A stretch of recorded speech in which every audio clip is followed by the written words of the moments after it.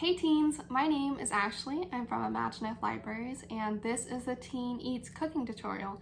It's a part of a video series where I give some sort of teen media recommendation, and then I cook something inspired by that recommendation. Today, I want to take this video series in a direction I think it was always going to go in, and cook from Studio Ghibli.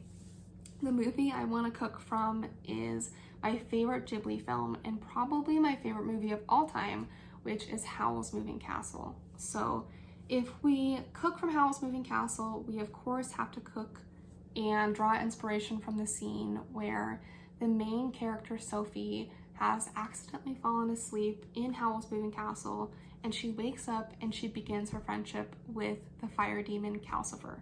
So this scene, Sophie cooks really thick bacon and eggs, which makes sense because the book Howl's Moving Castle, which the film was based off of, was written by a British author, and the two components are a part of a British dish called a full English breakfast. So in the scene, Sophie has access to all the ingredients for a full English breakfast, but she only cooks bacon and eggs. Today, I want us to cook a full English breakfast with all of the different ingredients and components to the breakfast. We have to start with baked beans, which is a really crucial part of this breakfast. It's going to take about an hour for us to cook. It is going to be a little bit different than preparing American baked beans, so I'm going to show you the ingredients and we're going to get started. The first thing we're cooking today are going to be these British style baked beans. So my oven's preheated. Here are all my ingredients. These ingredients differ a little from American style baked beans. American style baked beans are never eaten for breakfast. They're really sweet and syrupy. These British style baked beans are going to be more vinegary and tomatoey. Why don't we prep all these ingredients and mix them together in this oven-safe bowl? So we are preparing the first part of our full English breakfast. I have my white beans rinsed really well in this bowl. To this bowl, we're adding tomato sauce and tomato paste, red wine vinegar, salt, pepper. I have some cooked bacon. I'm also going to add the shallot, even though the recipe calls for white onion. I'm going to add the shallot because I have the shallot. I am just slicing the shallot like I normally do. Lots of vertical and horizontal slices.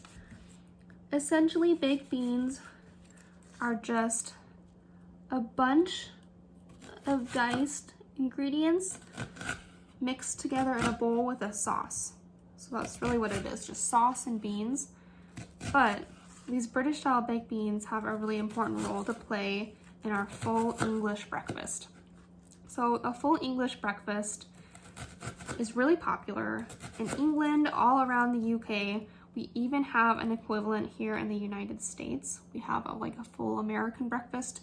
It's just called an American breakfast. Our American breakfast has pancakes, usually lots of protein. It's both sweet and savory.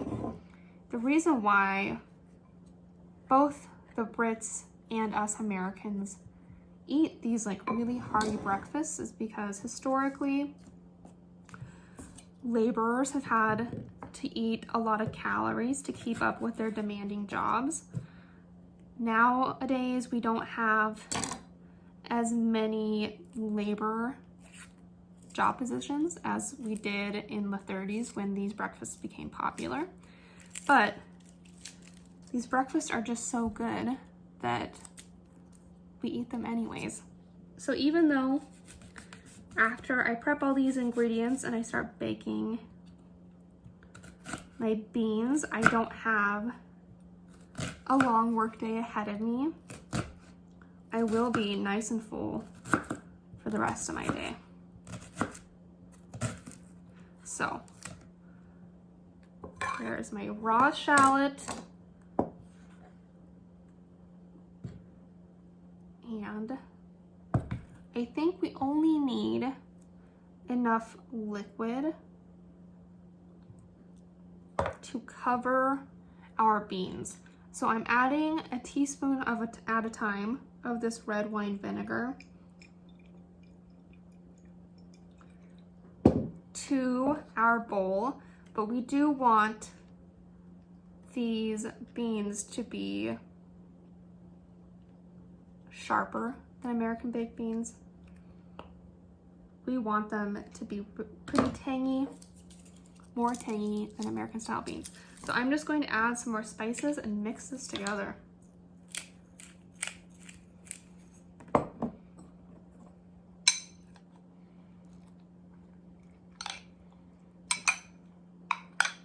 The color, before I put these baked beans in the oven, is not going to be the dark brown of American style baked beans. It's going to stay this bright red color.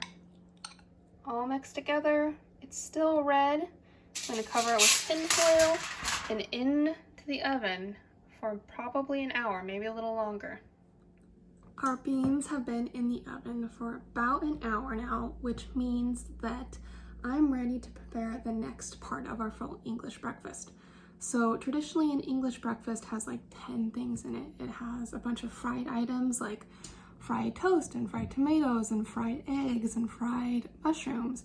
It also has bangers, which are English sausages, and it has bacon, our beans, but it usually also features something called bubble and squeak, which is hash browns, but it has greens in it, like cabbage.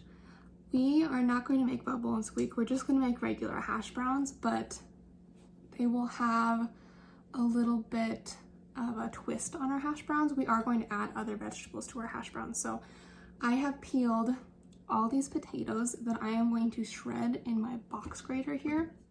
This is going to be the most dangerous part of our cooking today because these box graters are generally really sharp. It's easy to accidentally grate your hands on them. So we're going to just be gentle with ourselves here.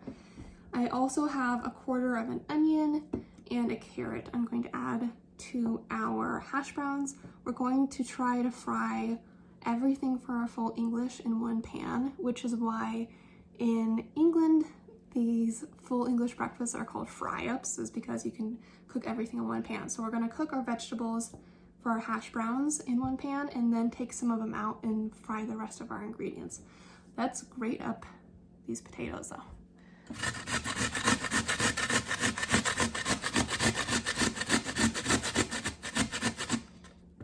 I'm also going to grate this onion alongside with these potatoes.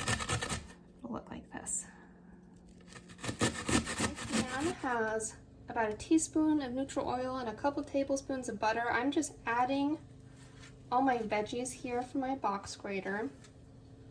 If you'd like, before you add your veggies, you can also strain your veggies with a paper towel. It'll make them just a little bit more crispy. But if you don't want to strain your veggies, they'll still be really good. To these veggies in my frying pan. This is probably going to take me 15 minutes to create hash browns. We have to season these veggies really, really well. So I'm going to season them with salt and pepper, clove of garlic. I'm going to mince this and add it. And I'm just going to stir them almost continuously for about 15 minutes so they don't burn, maybe 20 minutes. I'm also going to add just a little bit of cayenne and a little bit of this Hungarian paprika. This tastes different than other paprikas. It has a funky flavor to it. It'll add just extra depth to these hash browns. Hash browns are quite crispy here in the background. Ready to layer in our next ingredients. I have some mushrooms. We're going to fry along with a tomato.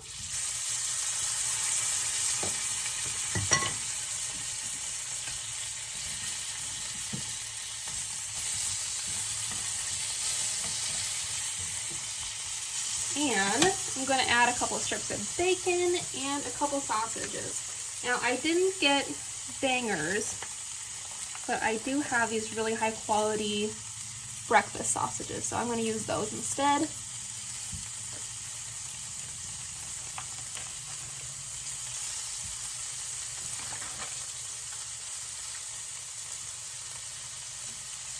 just the bacon here.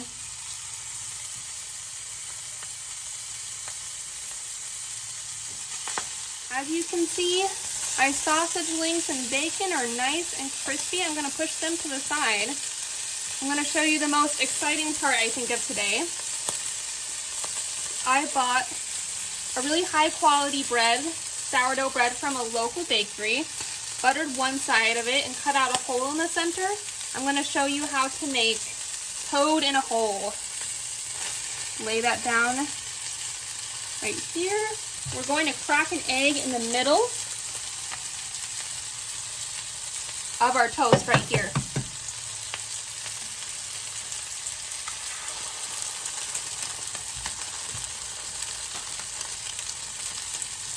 And then when the time comes, we're just going to flip it, and then our full English will be ready. Here is our finished meal. Crispy hash browns, crispy tomatoes, bacon, our beans, the toad in a hole, and our sausages. Our fry-up is complete. Here is a bite. A couple different components. These beans smell really caramelized from their long bake in the oven. Let's try everything.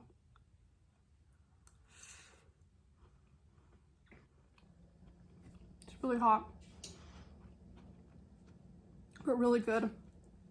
This is a classic and a staple of British cooking for a reason. It's really good, even with some of our Americanized ingredients. These beans are super rich. I think I am totally prepared for my next rewatch of Howl's Moving Castle. Thank you everyone for watching, and I hope you enjoy your own fry-ups. Until next time, bye!